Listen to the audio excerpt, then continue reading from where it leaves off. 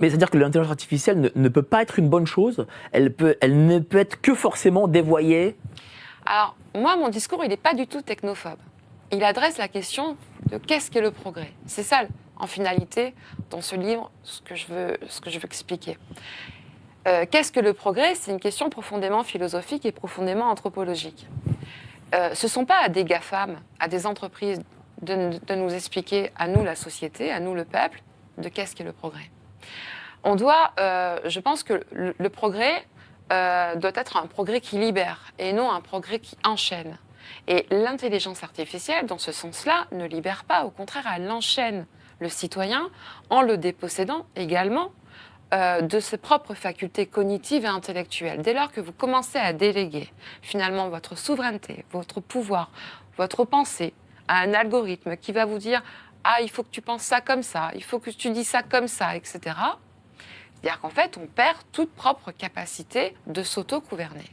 Et on perd toute capacité également, la politique, la vie de la cité, voilà, perd toute capacité de pouvoir gouverner, on va dire, notre démocratie. Donc en fait, on est sur des dérives qui ne sont pas, qui ne relèvent pas du progrès. On est dans des dérives qui sont totalement absurdes et d'ailleurs, et je vais citer justement un collègue de Paris qui a publié un livre aussi sur l'intelligence artificielle et qui dit très bien, il n'y a rien d'intelligent dans l'intelligence artificielle.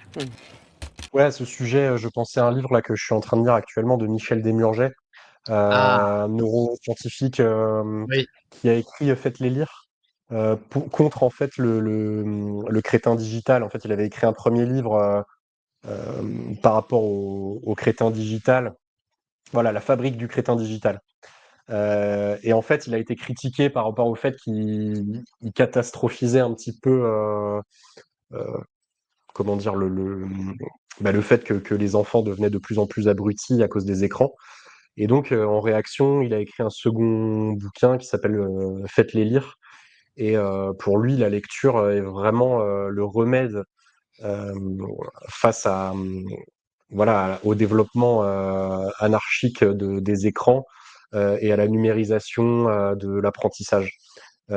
Et c'est hyper intéressant parce que vraiment très très bien sourcé et en fait il explique vraiment l'importance de la lecture tant sur la mémoire que sur le développement du cerveau de l'enfant et c'est passionnant quoi vraiment euh,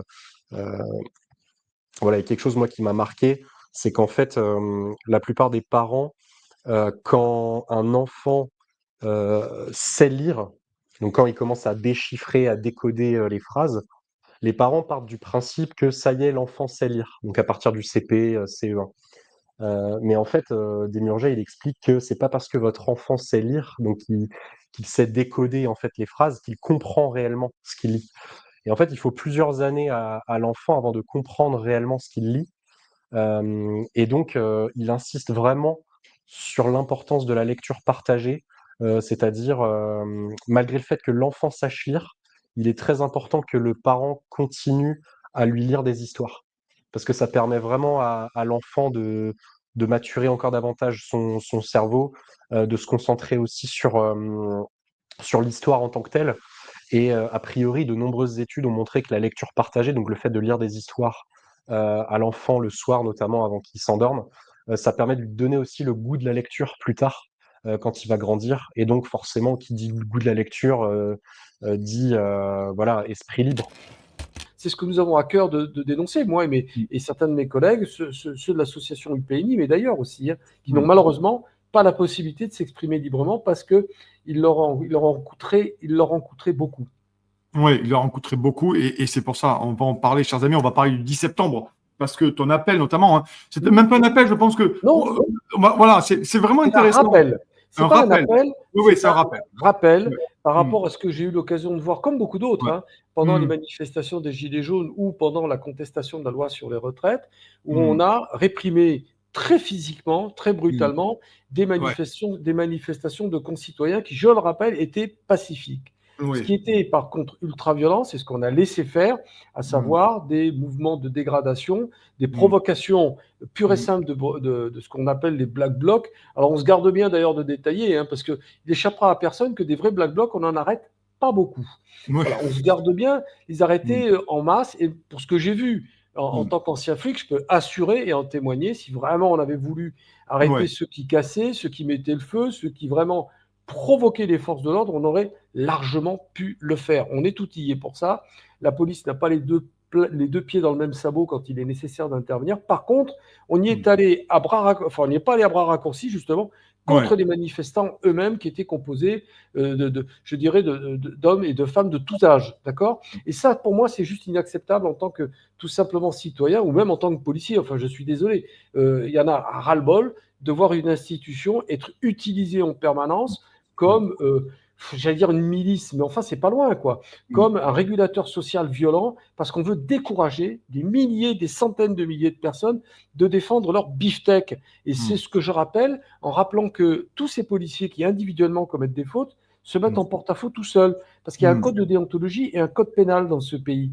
Et si vous n'avez pas compris, là je m'adresse à ceux qui l'ont oublié, que ce code de déontologie est en fait un paratonnerre, c'est pour l'État, parce que ça permet à la fois à l'État de formuler des mises en garde, dire attention, vous êtes tenu à respecter les lois de la République, attention, et en même temps, il y a du off, et puis on fait en sorte de mettre en place une configuration de confrontation ultra-violente dans le cadre desquelles les individus seront responsabilisés individuellement.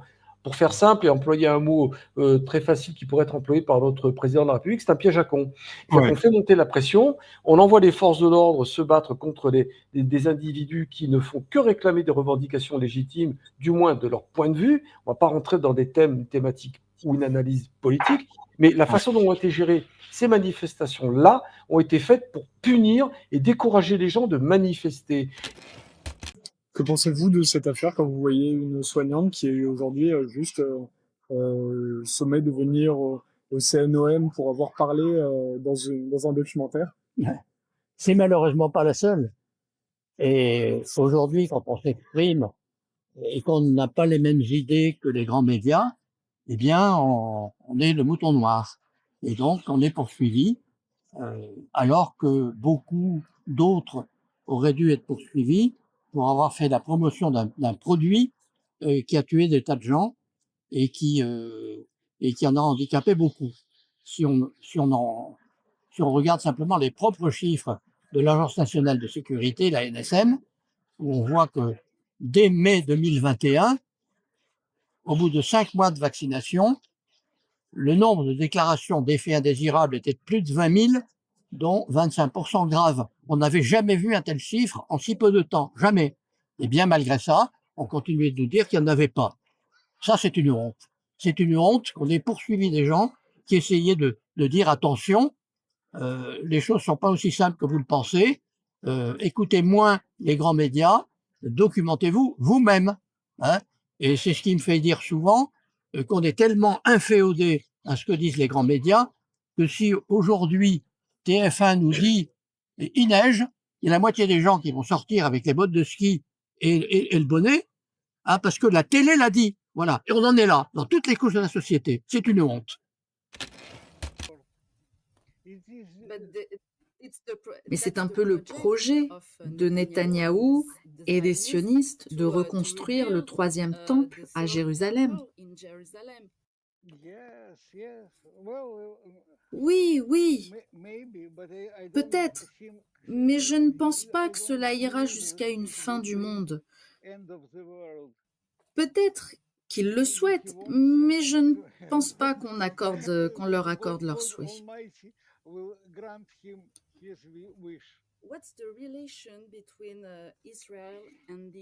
Quelle est la relation entre Israël et les États-Unis? Je vous pose la question parce qu'il y a quelques années, vous avez écrit un article dans lequel vous dites, je cite, « Vous devez prêter allégeance à Israël si vous voulez devenir le président des États-Unis. » Est-ce que cela signifie que Trump a prêté allégeance à Israël?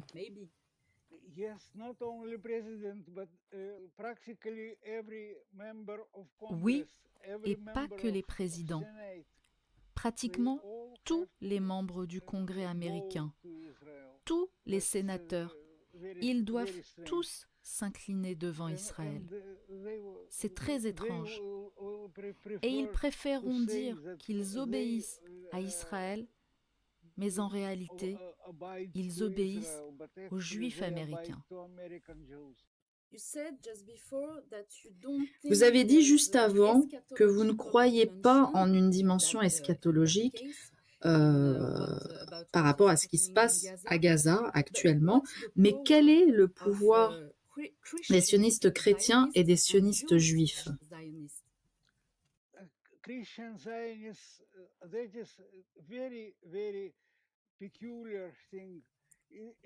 Les sionistes chrétiens font des choses très particulières. Cela montre les êtres pervers qu'ils sont, qui existent dans la nature humaine, les croyances humaines. C'est vraiment très étonnant. Il y a beaucoup de sionistes chrétiens aux États-Unis.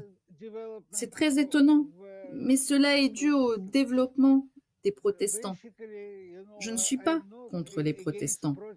Il peut y avoir du bon comme du mauvais, mais ils sont certainement très facilement manipulables pour les Juifs pour qu'ils prennent leur contrôle.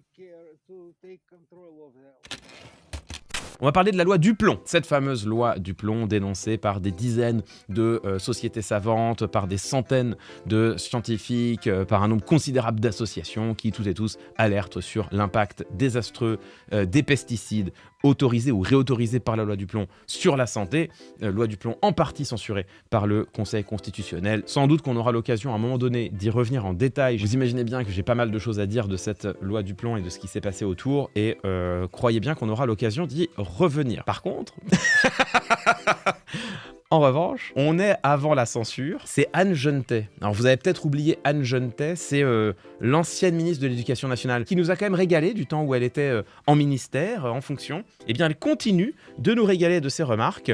L'ancienne ministre de l'Éducation nationale, Anne Genetet, 2 points. On ne me fera pas croire que parmi les signataires, donc les plus de 2 millions de signataires de la pétition contre la loi Duplon, on ne me fera pas croire que parmi les signataires, personne ne mange du Nutella. C'est quand même des politiques qui font mine de ne pas comprendre qu'il existe quelque chose d'autonome et respectable en tant que tel, qui est le débat politique. Elle fait mine de ne pas comprendre que les actions individuelles d'une part et le débat politique d'autre part, ce sont 2 choses différentes. Et que donc, entre les comportements individuels d'une part et l'action publique, la mobilisation collective, le souhait émis pour la société, eh bien, il y a parfois des frictions, parfois des tensions, mais que ce sont 2 choses qui sont totalement différentes. Et qu'il faut entendre la voix des citoyennes et des citoyens qui s'expriment évidemment par des canaux démocratiques. D'autant que... Calmez-vous. Le problème, c'est précisément que ce que demandent les citoyennes et les citoyens qui ont signé la pétition, c'est de pouvoir s'alimenter sans être empoisonnés à leur insu. L'ancienne ministre de l'Éducation nationale, Anne Genetet, vise quant à elle l'hypocrisie des pétitionnaires. On ne me fera pas croire que parmi les signataires, personne ne mange du Nutella. Qui utilise des noisettes turques ou italiennes? L'acétamipride est utilisé dans ces pays, et donc si on mange du Nutella, c'est qu'on accepte son utilisation? Non. La députée Renaissance est visiblement calée sur le sujet. N'oublions pas qu'avant de rejoindre l'Assemblée, cette médecin de formation donnait des cours de cuisine et des conseils en gestion de domestiques pour les expatriés français de Singapour. C'est là où c'est intéressant, c'est qu'on pourrait répondre à Anne Genetet, si on était taquin, que justement, ce que demandent les pétitionnaires de la loi Duplon, c'est de pouvoir manger du Nutella s'ils en ont envie, parce qu'on peut en avoir envie, sans craindre d'être justement empoisonné. Donc, on est en France, on vote l'interdiction des pesticides en France. Si les noisettes du Nutella viennent de Turquie, bah la France n'est pas positionnée pour interdire les pesticides en Turquie, mais dire que, on montre l'exemple, dire que en France, au moins, on peut acheter justement de la pâte à tartiner made in France en étant sûr de ne pas ingurgiter de l'acétamipride, bah c'est déjà quelque chose, que peut-être que justement derrière les autres pays suivront, et que au moins si eux ne suivent pas, justement, grâce au rejet de la loi Duplon, nous aurions une alternative possible en consommant de la pâte à tartiner made in France, alors que si l'acétamipride est utilisé en France, là pour le coup on peut vraiment rien faire. Et donc oui, Anne, justement, c'est ce que demandent les gens. Pouvoir se faire un peu plaisir avec de la pâte à tartiner sans s'empoisonner. Mais peut-être est-ce trop demandé.